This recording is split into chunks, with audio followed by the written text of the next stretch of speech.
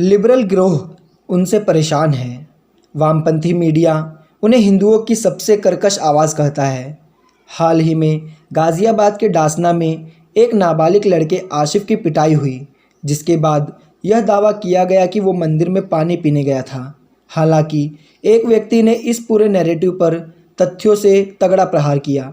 डासना में जब जात पात या आस पड़ोस की लड़ाई होती है तो एक ही व्यक्ति का समझौता अंतिम माना जाता है, यति नरसिंहानंद सरस्वती का। 53 वर्षीय यति नरसिंहानंद सरस्वती यूँ तो डासना देवी मंदिर के महंत हैं, लेकिन इलाके में हिंदुओं के लिए अघोषित सरपंच भी। बंदूकों के साए में रहना उनकी मजबूरी भी है, क्योंकि उन्हें जान से मारने की धमकियां कई वर्षों से मिल रही हैं। जब लखनऊ में कमलेश तिवारी की इस्लामी कट्टरपंथियों ने हत्या कर दी थी, पीड़ित परिवार के पक्ष में उनकी आवाज़ उठी थी। उन्होंने भारत से इस्लाम के सफाई की बात की थी। यति नरसिंहानंद सरस्वती रूस से शिक्षित हैं और मॉस्को व लंदन जैसी दुनिया के सबसे बड़े शहरों में कार्य करने के अनुभव भी उनके पास है। कहा जाता है कि वो कभी समाजवादी पार्टी के नेता हुआ करते थे। सांप्रदायिक दंगे, अपनी सेना का गठन, हेट स्पीच और आर्म्स एक्ट के उन पर आधा दर्जन से अधिक केस दर्ज हैं। उन्होंने आतंकी संगठन ISIS के खिलाफ सेना बनाने का ऐलान किया था। वो इस्लाम को धरती से हटाने की बातें करते हैं। गाज़ियाबाद के लोग दबी ज़ुबान से कहते हैं कि पुलिस प्रशासन कई वर्षों से यति नरसिंहानंद सरस्वती व उनके क्रियाकलापों की निगरानी कर रहा है, क्योंकि सत्ता की नज़र में वो ऐसे व्यक्ति रहे हैं जो कभी भी बड़ी समस्या खड़ा कर सकते हैं। डासना जैसे मुस्लिम बहुल माने जाने वाले इलाके में किसी हिंदू महंत का यूं टिकना सचमुच एक बड़ी कहानी कहता है। वहाँ उनकी अपनी पंचायत लगती है, वह अपनी बैठकें बुलाते हैं। मुस्लिमों द्वारा जनसंख्या बढ़ाने की साजिशों की बात करते हुए वो अक्सर ऐसे कई भाषण देते हैं जिसे वहाँ का हिंदू समाज सुनता भी है। जाति की बातें करें तो वो त्यागी समुदाय से आते हैं। आपको दिल्ली के ध्रुव त्यागी याद होंगे, जिन्हें अपनी बेटी से छेड़खानी के विरोध की सज़ा मौत के रूप में भुगतनी पड़ी थी। उनकी हत्या के बाद भी महंत यति सरस्वती ने पंचायत बुलाई थी।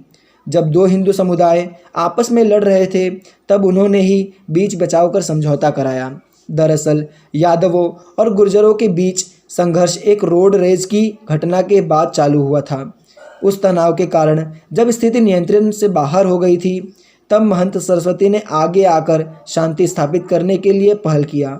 उन्होंने दोनों समुदायों को समझाया था कि वो एक ही माँ के दो हाथ हैं, इसलिए लड़ना बंद करें।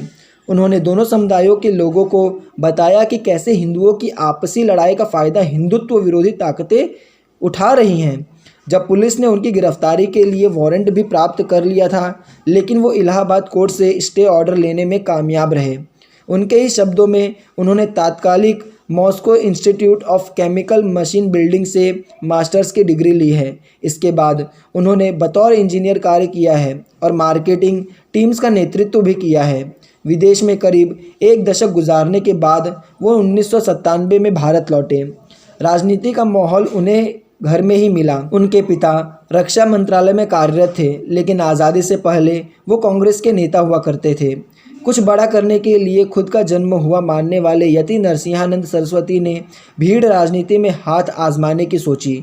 भारत लौटकर वो गणित पढ़ाने लगे। उनका कहना है कि उन्होंने 1992 में ऑल यूरोप ओलंपियाड में गणित से विजेता घोषित किया गया। उन्होंने एक बार बताया था कि उन्हें तभी सपा के यूथ विंग से ऑफ़र मिला, जिसके बाद वो पार्टी में शामिल हो गए। 1991 में सांसद बने। भाजपा नेता बैकुंठ लाल वर्मा उर्फ प्रेम ने उन्हें आगे बढ़ाया और इस्लामिक क्रूरता की कहानियाँ सुनाई। उनका यूट्यूब पेज भी है जिस पर उनके भाषण अपलोड होते हैं। फेसबुक और ट्विटर पर भी वो सक्रिय हैं। कई स्थानीय हिंदुओं के इलाज में भी उन्होंने मदद की है। उनका सपना इस्लाम मुक्त भारत का है। उनके शिष्य उन्हें धर्म योद्धा भी कहते हैं। वो अखिल भारतीय संत परिषद के अध्यक्ष हैं और साथ ही हिंदू स्वाभिमान नामक संस्था भी चलाते हैं। हिंदू युवाओं और बच्चों को आत्मरक्षा के प्रशिक्षण के लिए धर्म सेना का भी गठन उन्होंने किया। वो मुख्यमंत्री योगी आदित्यनाथ को कर्मयोगी मानते हैं और कहते हैं कि उन्होंने उत्तर प्रदेश को इस्लाम नरसंहार से बचा लिया।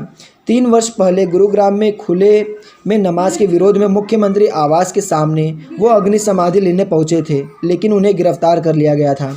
आसिफ वाली घटना पर भी उन्होंने पूछा कि जब मंदिर के बाहर नल है, सड़क पार करने पर नल है और पास ही स्थित पंचायत भवन में पानी पीने की सार्वजनिक व्यवस्था है, फिर भी वो लड़का मंदिर के भीतर पानी पीने क्यों आया। उन्होंने जानकारी दी कि उनके महंत रहते इस मंदिर में 4 बार डकैती की घटनाएं हो चुकी है।